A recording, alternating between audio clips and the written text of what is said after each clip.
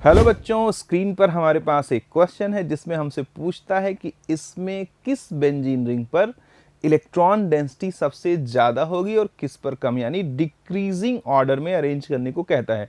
प्यारे बच्चों, जब बेंजीन रिंग ज़्यादा इलेक्ट्रॉन पाएगा तो उस पर इलेक्ट्रॉन डेंसिटी ज़्यादा रहेगा।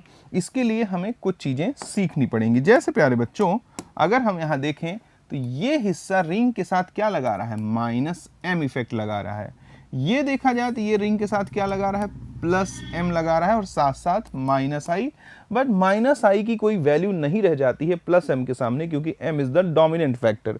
साथ साथ जरा देखिए, ये डबल बॉन्ड से अगले कार्बन को अल्फा कार्बन कहते हैं और उस पर हाइड्रोजन है, तो हम कह सकते हैं हाइपर कॉन्जुगेशन भी ऑपरेट होगा। यानी सेकेंड वाली रिंग को NH2 के +m इफेक्ट की वजह से भी इलेक्ट्रॉन डेंसिटी मिल रही है और साथ साथ बगल वाले कार्बन पर हाइड्रोजन है और हाइपर कॉन्जुगेशन की वजह से भी इलेक्ट्रॉन डेंसिटी मिल रही है। तो इतना तो क्लियर हो गया कि सेकेंड वाले रिंग पर इलेक्ट्रॉन डेंसिटी सबसे ज्यादा होगी। थर्ड वाले में देख लीजिए प्यारे बच्चों, यहाँ पर लोन पेयर है।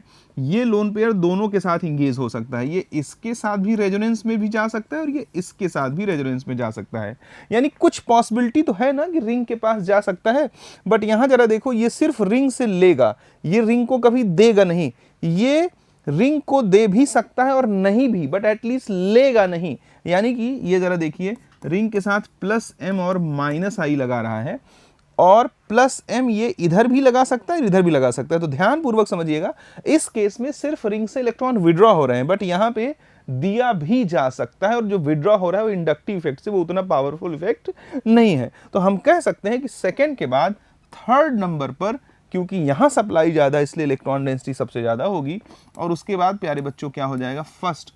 और इलेक्ट्रॉन डेंसिटी का decreasing order on the benzene ring क्या हो जाएगा, सेकेंड, फिर थर्ड, फिर फर्स्ट।